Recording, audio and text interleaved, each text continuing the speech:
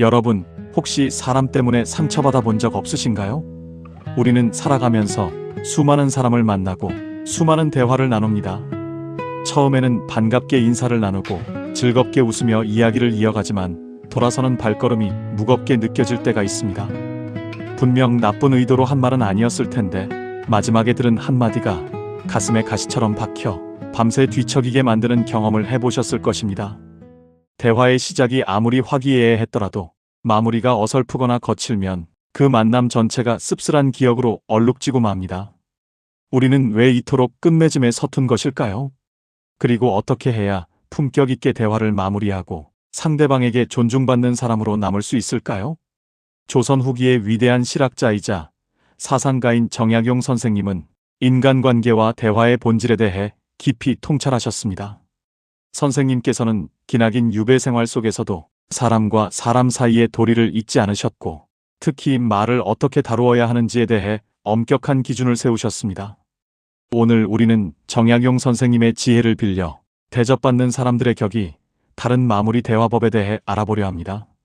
사람을 대할 때, 그리고 대화를 끝맺을 때 우리가 반드시 기억해야 할 4가지 핵심 원칙이 있습니다. 첫째, 말을 거두어들이는 여백의 지혜입니다. 둘째, 상대의 감정을 다독이는 온기의 언어입니다. 셋째, 자신의 허물을 덮지 않는 겸손의 태도입니다. 넷째, 뒷모습을 아름답게 남기는 침묵의 미덕입니다. 이 원칙들을 살펴보기 전에 우리 주변에서 흔히 볼 수 있는 짧은 일화를 하나 떠올려 보겠습니다. 오랜만에 고향 친구들이 모인 동창회 자리였습니다. 모두가 각자의 삶을 이야기하며 시간 가는 줄 모르고 즐거운 대화를 나누었습니다. 분위기가 무르익고 이제 슬슬 자리를 파해야 할 시간이 다가왔습니다. 그런데 한 친구가 갑자기 자신의 억울한 사연을 길게 늘어놓기 시작했습니다. 처음에는 다들 안타까운 마음으로 귀를 기울였지만 이야기는 끝이 나지 않았고 오히려 분위기는 점점 무거워졌습니다. 결국 사람들은 하나둘씩 핑계를 대며 자리를 떠났고 그 친구는 홀로 남아 서운함을 감추지 못했습니다. 그는 분명 위로받고 싶었을 뿐이지만 마무리해야 할 시점을 놓친 탓에 오히려 사람들을 지치게 만들고 말았던 것입니다. 이처럼 대화의 끝을 어떻게 맺느냐는 관계의 온도를 결정짓는 가장 중요한 순간입니다.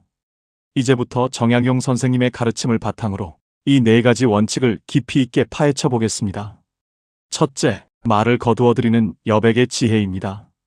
우리는 종종 대화가 끊기는 것을 두려워합니다. 잠시라도 침묵이 흐르면 어색함을 견디지 못하고 무슨 말이든 꺼내어 그 빈 공간을 채우려 했습니다. 특히 헤어짐을 앞둔 순간에는 아쉬운 마음에 혹은 상대방에게 더 좋은 인상을 남기고 싶은 욕심에 불필요한 말을 덧붙이곤 합니다. 하지만 이러한 조급함은 오히려 관계의 품격을 떨어뜨립니다.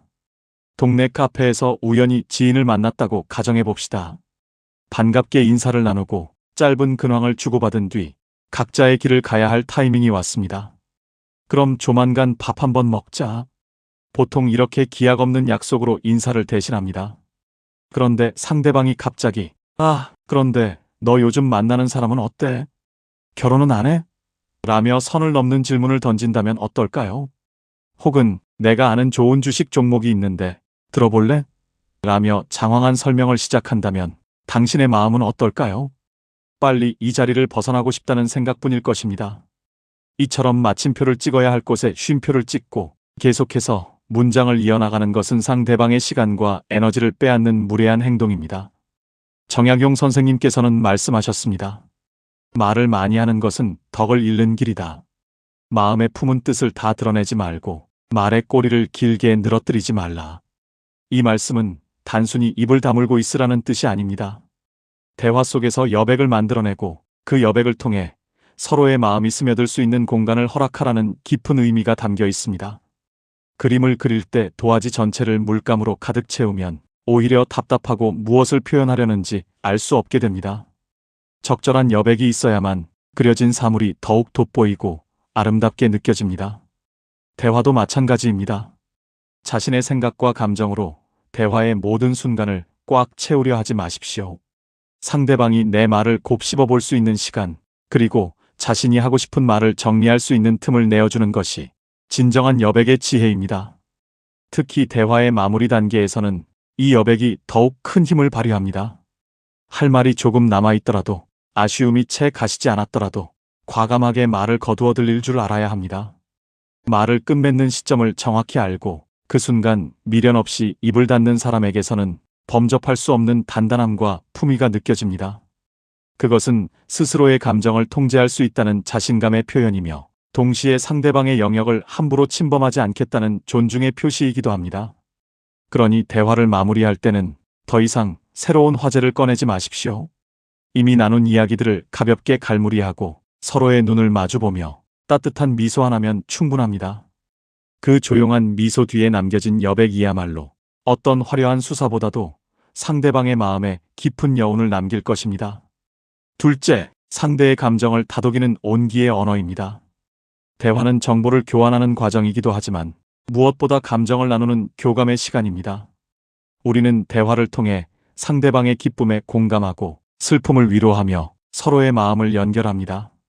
그런데 대화를 잘 나누어 놓고도 마지막 순간에 차가운 논리나 날카로운 충고로 분위기를 얼어붙게 만드는 사람들이 있습니다. 직장 생활을 예로 들어보겠습니다. 후배가 업무에 어려움을 겪고 있어 선배로서 성심성의껏 조언을 해주었습니다. 문제의 원인을 분석하고 해결책을 제시하며 앞으로 어떻게 해야 할지 구체적인 방향까지 일러주었습니다. 후배는 고개를 끄덕이며 경청했고 대화는 아주 생산적으로 흘러가는 듯 했습니다. 이제 자리에서 일어날 시간입니다. 그런데 선배가 마지막으로 이렇게 말합니다. 내 말 명심해. 다음부터는 이런 실수 절대 용납 못하니까 정신 똑바로 차리고 일해. 이 한마디를 들은 후배의 마음은 어떨까요? 앞서 들었던 뼈가 되고 살이 되는 조언들은 모두 날아가 버리고 가슴에는 차가운 상처만 남게 될 것입니다. 자신을 걱정해서 해준 말이라는 것을 머리로는 알지만 감정적으로는 거부감이 들 수밖에 없습니다. 이것은 대화의 목적이 상대방을 돕는 데 있는 것이 아니라 자신의 우월함을 확인하고 통제하려는 데 있음을 보여주는 태도입니다. 정약용 선생님께서는 늘 사람의 마음을 살피는 것을 최우선으로 여기셨습니다. 선생님께서는 유배지에서 자녀들에게 보낸 편지에서 이렇게 당부하셨습니다. 따뜻한 말 한마디가 천금보다 무겁다. 사람을 꾸짖을 때는 반드시 그의 마음이 상하지 않도록 주의하고 가르침을 줄 때는 봄바람이 언 땅을 녹이듯 부드럽게 하라. 이처럼 대화의 마무리는 논리적 결론을 내는 것이 아니라 감정의 끈을 따뜻하게 매듭짓는 과정이어야 합니다.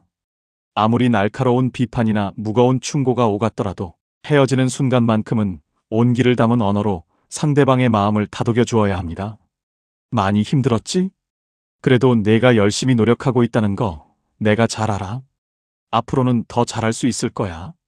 이러한 따뜻한 격려 한마디가 상대방으로 하여금 자신의 부족함을 기꺼이 인정하고 다시 일어설 수 있는 용기를 불어넣어 줍니다.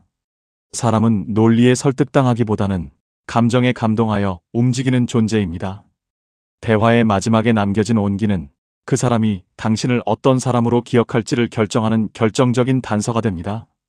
차갑고 매정한 사람으로 기억될 것인가, 아니면 곁에 두고 의지하고 싶은 따뜻한 사람으로 기억될 것인가.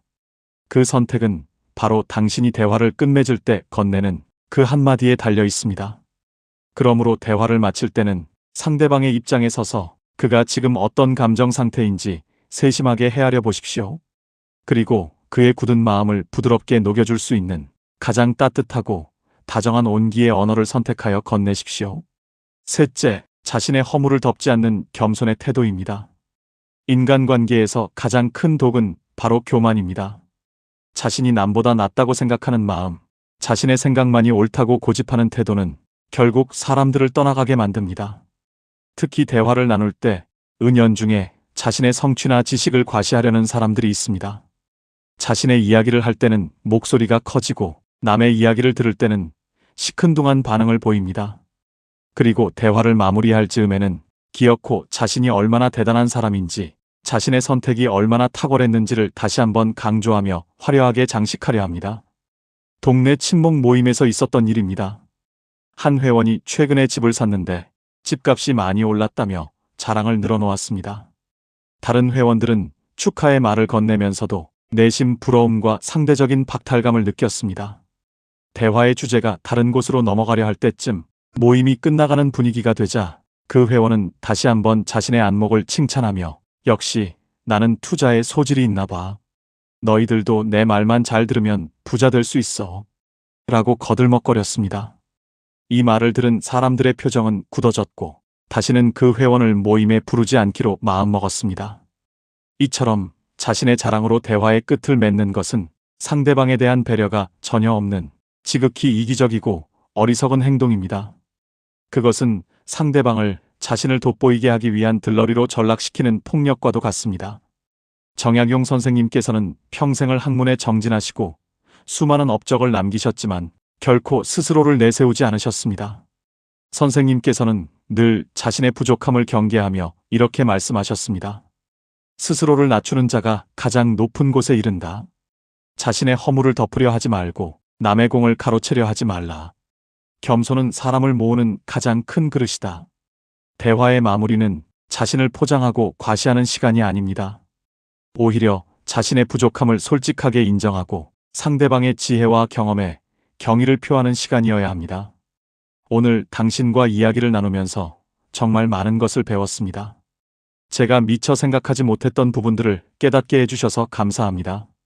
이렇게 겸손한 태도로 대화를 끝맺을 때 상대방은 깊은 존중을 받고 있다고 느끼며 당신에 대해 무한한 신뢰와 호감을 갖게 됩니다. 겸손은 결코 자신을 비하하거나 약해 보이는 것이 아닙니다. 그것은 자신의 한계를 정확히 인지하고 타인의 가치를 진심으로 인정할 줄 아는 내면이 꽉 찬 사람만이 보여줄 수 있는 최고의 미덕입니다. 자신의 허물을 덮지 않고 투명하게 드러낼 때 비로소 사람과 사람 사이에 진실한 소통의 다리가 놓이게 됩니다. 그러니 대화의 끝자락에서는 자신을 향해 있던 시선을 거두어 상대방을 향하게 하십시오. 그리고 그와의 대화가 당신의 삶에 얼마나 의미 있는 시간이었는지를 겸손하고 진실된 마음으로 표현해 보십시오. 그 겸손한 마무리가 당신의 격을 한층 더 높여줄 것입니다. 넷째, 뒷모습을 아름답게 남기는 침묵의 미덕입니다. 사람의 진면목은 함께 있을 때가 아니라 떠나고 난 뒤에 드러납니다. 대화의 마무리는 단지 그 자리를 뜨는 것으로 끝나는 것이 아닙니다. 그 자리를 떠난 후 내 입에서 나오는 말들이 진정한 대화의 끝을 완성합니다. 우리는 종종 사람들과 헤어지고 난 직후 함께 있었던 사람들에 대해 뒷말을 하거나 대화 중에 있었던 사소한 오해를 변명하려 했습니다. 아까 그 사람 말하는 거 참 별로지 않아? 내가 아까 한 말은 그런 뜻이 아니었는데 오해하면 어쩌지? 이렇게 남겨진 불필요한 말들은 스스로의 품격을 깎아내릴 뿐만 아니라 어렵게 쌓아온 관계의 신뢰를 한순간에 무너뜨립니다. 친한 지인들과의 식사 자리에서 누군가 실수로 물컵을 엎질렀다고 해보겠습니다. 당시에는 다들 괜찮다, 살다 보면 그럴 수 있다며 웃어넘겼습니다. 그런데 모임이 끝나고 집으로 돌아가는 길에 한 사람이 다른 사람에게 전화를 걸어 아까 그 친구 나이 먹고 왜 그렇게 칠칠치 못한지 모르겠어 라며 흉을 봅니다. 이 말이 돌고 돌아 결국 당사자의 귀에 들어가게 된다면 그 관계는 어떻게 될까요? 앞에서는 웃으면서 뒤에서는 칼을 꽂는 사람으로 낙인 찍혀 다시는 회복할 수 없는 강을 건너게 될 것입니다. 또한 자신의 실수를 지나치게 해명하려는 태도 역시 좋지 않습니다. 대화 중에 작은 실언을 했다고 해서 집에 돌아와 장문의 메시지로 변명을 늘어놓는다면 오히려 상대방은 그 일을 더 크게 받아들이고 부담스러워할 수 있습니다. 정약용 선생님께서는 홀로 있을 때의 도리를 매우 중요하게 생각하셨습니다. 선생님께서는 이를 신독이라 부르며 남이 보지 않는 곳에서도 스스로의 마음과 행동을 바르게 하라고 가르치셨습니다. 홀로 있을 때 더욱 삼가라. 보이지 않는 곳에서 한 말이 천리를 가고 숨어서 한 행동이 천하에 드러난다. 떠난 자리에 흙탕물을 일으키지 말고 고요한 침묵으로 덕을 길러라. 대화를 마치고 돌아선 후에는 침묵해야 합니다. 상대방에 대한 평가도 자신의 말에 대한 후회나 변명도 모두 거두어들이고 마음속에 깊이 묻어두어야 합니다. 이미 내뱉은 말은 주워 담을 수 없고 일어난 일은 되돌릴 수 없습니다. 그것을 억지로 수습하려 들수록 상황은 더욱 꼬이고 관계는 피곤해질 뿐입니다. 때로는 아무 말도 하지 않는 것이 100마디의 해명보다 훨씬 더 강력한 진심을 전달하기도 합니다.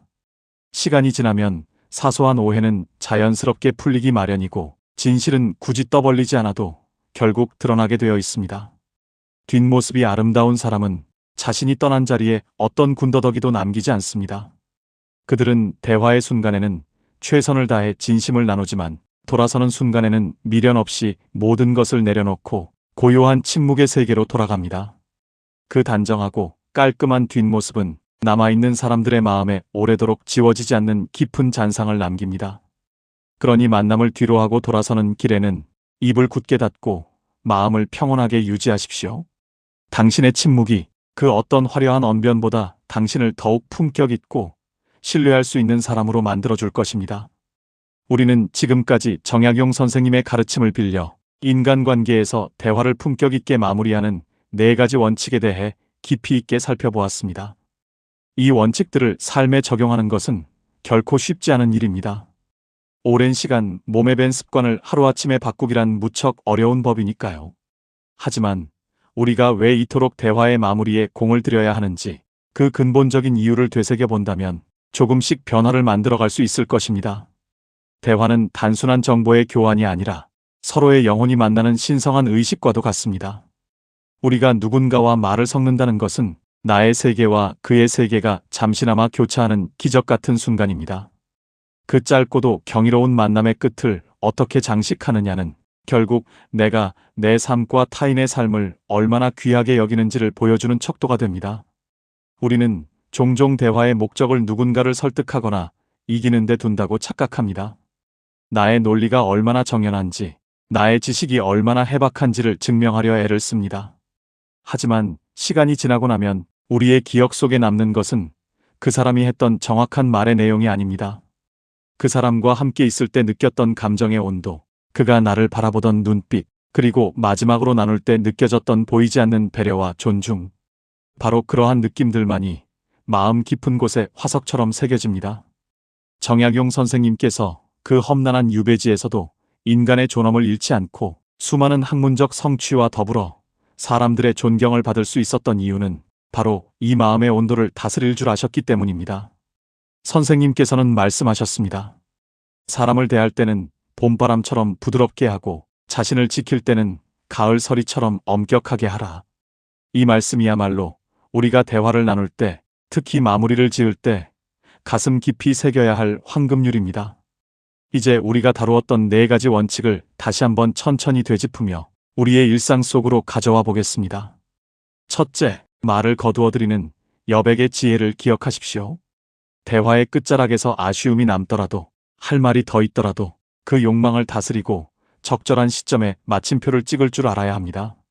그 빈 공간은 서로의 마음이 머물고 생각이 숨 쉴 수 있는 소중한 안식처가 될 것입니다.